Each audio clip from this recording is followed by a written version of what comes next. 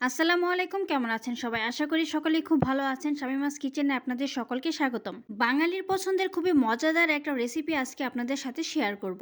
বাঙালির জাতীয় মাছ হলো ইলিশ, আর এই ইলিশ মাছ পছন্দ করে না এমন মানুষ তো মনে হয় খুঁজেই পাওয়া যাবে না। ভেতরে যত বেশি কাটা এর টেস্ট যেন ততই বেশি। ইলিশ মাছের রূপ গুণের যতই বর্ণনা দিব না কেন তাতেই যেন কম পড়ে যাবে। একই রকম ইলিশের আইটেম রান্না না করে একবার এইভাবে লাউ পাতা দিয়ে ইলিশের পাতুরি রান্না করে খেয়ে দেখবেন।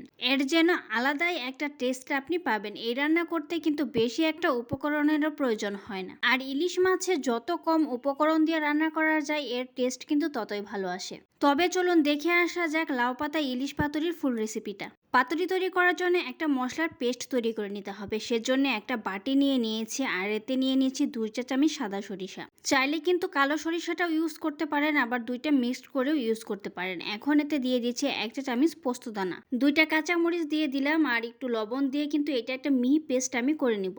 এখানে আমি 4 পিস ইলিশ মাছ নিয়েছি, খুব ভালোভাবে ধুয়ে পরিষ্কার করে নিয়েছি। এখন মাছগুলোকে মেরিনেট করে নেব। দিয়ে দিচ্ছি 1/4 চা চামচ লবণ, 1/4 চা চামচ হলুদের গুঁড়া, 1/4 চা চামচ মরিচের গুঁড়া। হাত দিয়ে ভালোভাবে মাখিয়ে নিচ্ছি। মাখানো হয়ে গেলে এখন এই মাছগুলোকে এক সাইডে রেখে দিচ্ছি। সরিষা আর পোস্তদানা যে পেস্টটা করে নিয়েছিলাম সেটা নিয়ে নিচ্ছি। এখন এতে দিয়ে দিচ্ছে 1/2 চা চামচ লবণ। অবশ্যই লবণটা বুঝে দেবেন, কারণ সরিষার মধ্যেও কিন্তু লবণ দেওয়া আছে। 1/2 চা চামচ দিয়ে দিচ্ছি হলুদের গুঁড়া, 1 চা চামচ দিয়ে দিচ্ছি মরিচের গুঁড়া, 1/4 চা চামচ দিয়ে দিচ্ছি জিরার গুঁড়া। এখন দিয়ে দিচ্ছি সরিষার তেল, দিয়ে ভালোভাবে মিক্সড করে নিচ্ছি। মিক্সড করা হয়ে গেছে, এখন এক সাইডে রেখে দিচ্ছি। কিছু পেঁয়াজ কুচি আমি নিয়েছি। এখন এতে দিয়ে দিচ্ছি যে মশলার পেস্টটা তৈরি করে রেখেছিলাম সেইটা। দেয়া হয়ে গেলে পেঁয়াজগুলো মশলার সাথে খুব ভালোভাবে মাখিয়ে নিচ্ছি। এখন মাছগুলোর সাথে মশলাগুলোকে ভালোভাবে মিশিয়ে নিচ্ছি, যাতে মাছের ভেতরেও মশলাটা খুব সুন্দরভাবে ঢুকে যায়। মিক্সড করা হয়ে গেছে, এখন চলে যাচ্ছে নেক্সট প্রসেসে।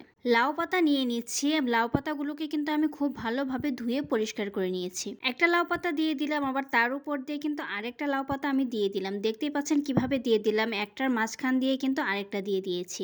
এইভাবে করে আড়াআড়ি করে লাউ পাতাটা দিবেন, তাহলে মাঝখান থেকে কিছু বের হয়ে আসবে না। যখন ফোল্ড করবেন তখন কিন্তু সুন্দরভাবে করতে পারবেন। এখন এক টুকরা মাছ দিয়ে দিচ্ছি, কিছু গ্রেভি দিয়ে দিচ্ছি সৌন্দর্যের আর ফ্লেভারের জন্য, উপর দিয়ে একটা কাঁচামরিচ দিয়ে দিচ্ছি, বেশ কিছুটা সরিষার তেল দিয়ে দিচ্ছি। এখন ফোল্ড করে নিব। প্রথমে 2 সাইড দিয়ে ফোল্ড করে নিচ্ছি, তারপর উপর থেকে আর নিচ থেকে ফোল্ড করে নিচ্ছি।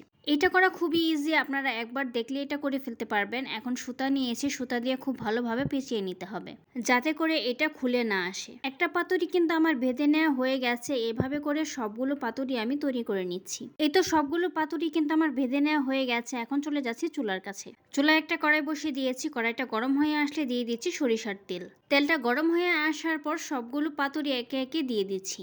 এখন এখানে তেমন কোনো কাজ নেই, শুধু চুলার আঁচটা একদমই মিডিয়াম টু লোতে রেখে ঢাকনা দিয়ে ঢেকে ঢেকে এটাকে ভেজে নিতে হবে। চুলাটা মিডিয়াম টু লোতে রেখেই কিন্তু পাতুরের একটা সাইড আমি 7 মিনিটের মতো ভেজে নিয়েছি।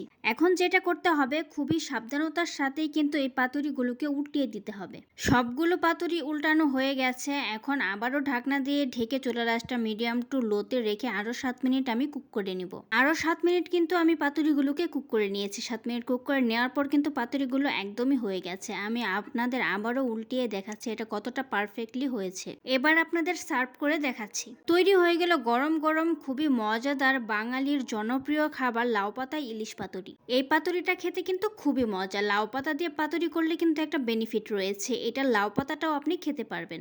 লাউ পাতার ভেতর ইলিশের যে কি একটা ফ্লেভার পাওয়া যায়, এটা করে না খেলে আপনি কখনোই বুঝতে পারবেন না। যদি লাউ পাতা ইলিশের পাতুরি কখনো খেয়ে না থাকেন, তাহলে আমার ফুল রেসিপিটি দেখে বাসায় একবার ট্রাই করবেন, দেখবেন এই পাতুরির প্রেমে পড়ে যাবেন। একটা পাতুরি আমি আপনাদের কেটে দেখাচ্ছি, এটা ভেতরে কতটা পারফেক্টলি কুক হয়েছে। আর ইলিশ মাছ হতেও কিন্তু বেশি একটা টাইম লাগে না, অল্প তাপেই কিন্তু ইলিশ মাছ হয়ে যায়। এই তো সুতাটা কেটে নিয়ে একটা পাতুরি আমি আপনাদের খুলে দেখাচ্ছি। দেখতে পাচ্ছেন মাছটা কত সুন্দরভাবে কুক হয়ে গেছে।